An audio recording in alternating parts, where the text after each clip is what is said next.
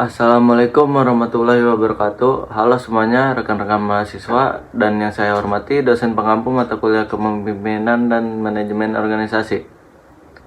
Perkenalkan, nama saya Farel Atala Gunawan dengan NIM 1402250049. Pada hari ini saya akan mempresentasikan hasil analisis mendalam mengenai sebuah topik yang sangat krusial dalam industri teknologi saat ini, yaitu analisis penerapan fungsi manajemen dalam pengelolaan proyek sistem informasi.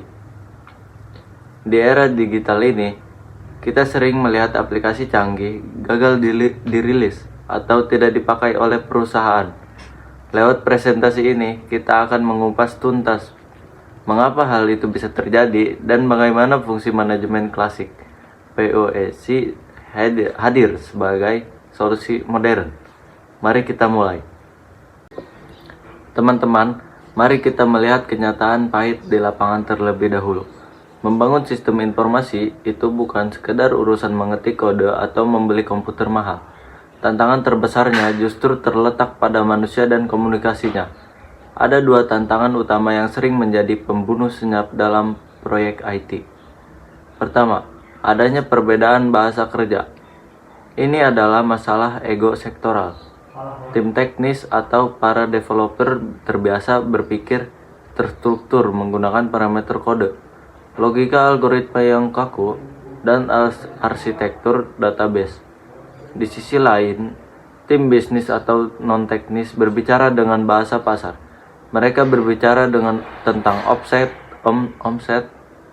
fleksibilitas, dan konsep abstrak yang dinamis. Ketika kedua tim ini duduk bersama tanpa jembatan komunikasi, yang terjadi adalah miskomunikasi total. Ini adalah akar utama kegagalan koordinasi proyek. Tantangan kedua adalah keputusan tanpa data.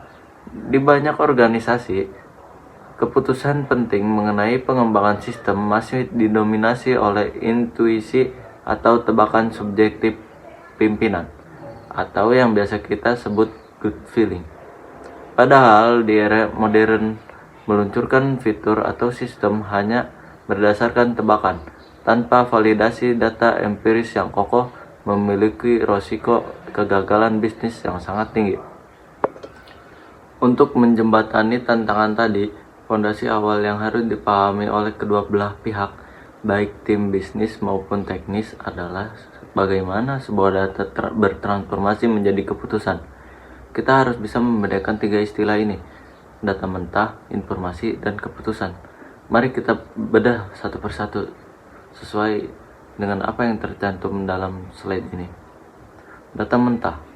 Ini adalah fakta mentah yang belum diolah dan belum memiliki arti langsung bagi pembacanya.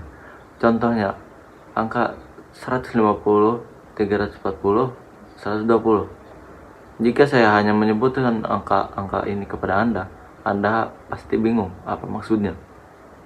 Lalu yang kedua, ada informasi. Ini adalah data mentah tadi yang telah disusun, diproses, dan diberi konteks atau makna. Contohnya, setelah diolah angkanya berubah menjadi kalimat. Volume pengiriman barang yang kita turun menjadi 120 unit akibat adanya armada yang rusak. Sekarang semua orang paham masalahnya. Lalu yang ketiga, keputusan. Setelah informasi tersebut matang, barulah manajemen dapat mengambil langkah nyata yang objektif, yang kita sebut dengan data driven decision making, demi mencapai efisiensi yang optimal. Lalu, bagaimana proses perubahan dari data mentah hingga menjadi bahan keputusan tersebut bekerja di dalam sistem? Proses ini berjalan dalam 4 siklus pengelolaan data. Ini adalah alur teknis yang wajib dioperasionalkan dengan baik. 1. Tahap pertama adalah input. Di tahap awal ini, kita merekam data transaksi secara langsung. Di era digital, kita tidak lagi menggunakan kertas, melainkan lewat aplikasi mobile atau sensor pemindai barcode otomatis untuk meminimalkan kesalahan manusia. Tahap kedua adalah proses. Setelah data masuk, sistem basis data atau database akan bekerja di latar belakang untuk merapikan, menghitung, dan memanipulasi data mentah tersebut sesuai dengan rumus logika yang ditanamkan oleh programmer. Tahap ketiga adalah output. Di tahap inilah komunikasi terjadi.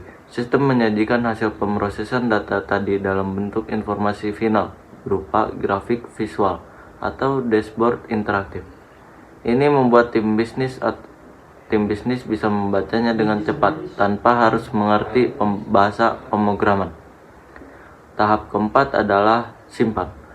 Data yang sudah ada tidak dibuang, melainkan disimpan ke dalam wadah besar bernama data warehouse. Gunanya untuk apa? Sebagai bahan analisis jangka panjang dan memprediksi tren bisnis di masa depan. Sekarang pertanyaannya, bagaimana menjamin siklus pengolahan data tadi berjalan tanpa hambatan komunikasi? Bagaimana menyatukan pemikiran tim IT dan tim bisnis? Solusinya ternyata bukan metode baru yang rumit, melainkan sebuah kerangka kerja manajemen klasik yang sudah teruji, yaitu POAC, Planning, Organizing, Executing, dan Controlling. Kerangka kerja ini efektif untuk mengeliminasi batasan ego sektoral dan menyinkronkan kerja tim teknis serta non-teknis. Mari kita bedah dua pilar pertama dari POAC, yaitu Planning dan Organizing. Pertama, dalam fase planning atau perencanaan, langkah nyata yang diambil adalah membuat dokumen bernama PRD atau Product Requirement Document. Dokumen ini wajib disusun dan disepakati bersama di awal proyek. Tujuannya agar tidak ada lagi salah paham mengenai istilah-istilah teknis bisnis. Selain itu, kita menerapkan metode kerja lincah seperti Agile Scrum. Mengapa? Agar tim bisa bergerak cepat dan adaptif terhadap perubahan kebutuhan pasar yang mendadak. Kedua, dalam fase organizing atau perorganisasian, kita merombak struktur tim tradisional. Kita membentuk tim kerja lintas fungsi atau cross-functional squad. Langkah ini melebur sekat fisik dan struktural yang kaku. Kita menyatukan para programmer dan perwakilan divisi bisnis ke dalam satu kelompok kerja, sehingga mereka diwajibkan untuk langsung berkomunikasi secara horizontal setiap hari, bukan lewat birokrasi surat yang lambat. Selanjutnya kita masuk ke dua pilar terakhir, yaitu executing dan controlling. Pada fase executing atau penggerakan, manajemen memimpin dengan aksi nyata. Salah satu caranya adalah dengan mengadakan rapat harian singkat yang disebut daily stand-up meeting. Selama maksimal 15 menit saja. Rapat ini dilakukan secara berdiri untuk membahas kemajuan kerja hari kemarin, rencana hari ini, dan hambatan secara transparan. Di sini, manajer proyek memegang peran vital sebagai mediator fungsional, yaitu mendamaikan ambisi target bisnis yang tinggi dengan keterbatasan teknis kode dari tim developer. Terakhir, pada fase controlling atau pengawasan, kita melakukan evaluasi berkala secara ketat melalui proses yang disebut UAT atau User Acceptance Testing. Sebelum sistem diluncurkan secara penuh, aplikasi diuji coba langsung oleh pengguna asli di lapangan.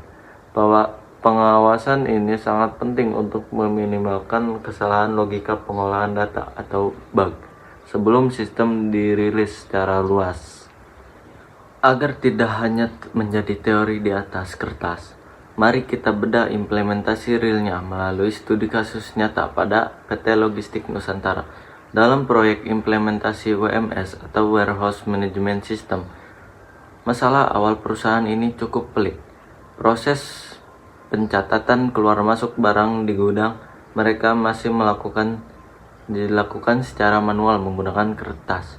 Dampaknya, sering terjadi selisih antara data di atas kertas dengan stok fisik di rak gudang. Dan pembuatan laporan ke manajemen mengalami keterlambatan hingga 48 jam. Penyelesaian lewat POAC Ketika proyek sistem informasi ini dijalankan, manajemen menerapkan fungsi POAC dengan tepat. Mereka tidak hanya menyerahkan proyek ini ke tim IT, melainkan melibatkan kepala pengawas gudang secara aktif sebagai jembatan komunikasi utama dengan tim developer. Hasil kolaborasi ini luar biasa karena programmer mendengarkan masukan langsung dari orang lapangan. Mereka berhasil mendesain aplikasi gudang yang sangat pas. Aplikasinya simpel, memiliki tombol-tombol yang berukuran besar agar mudah ditekan pekerja yang memakai sarung tangan, dan sistemnya sangat andal sesuai dengan kondisi nyata lingkungan gudang. Penerapan manajemen proyek berbasis POAC ini membuahkan hasil efisiensi nyata yang sangat masif dan terukur bagi perusahaan. Pertama, akurasi stok baru meningkat hingga 98,5%. Ini adalah pencapaian luar biasa pasca digitalisasi, di mana kesalahan pencatatan barang hampir mendekati 0%. Kedua, biaya penyimpanan turun sebesar 28%. Perusahaan berhasil menghemat biaya operasional karena sistem mampu mencegah terjadinya penumpukan stok berlebih atau overstock di gudang. Ketiga, proses bongkar muat 40% lebih cepat. Durasi administrasi pengangkutan barang terpotong drastis karena semua data sudah terkomputerisasi. Dan yang keempat, waktu koordinasi menjadi efisien. Ini poin penting terkait komunikasi.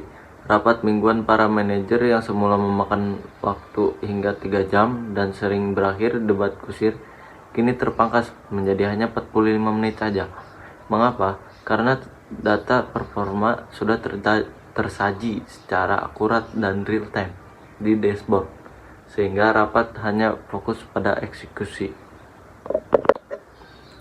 Sebagai penutup dari pemaparan saya hari ini, ada 3 kesimpulan utama yang dapat kita petik bersama. 1. Peran integrasi POAC terbukti sukses menjadi solusi jembatan komunikasi struktural yang mampu mengawinkan logika algoritma tim teknis atau developer dengan target bisnis yang abstrak milik tim stakeholder.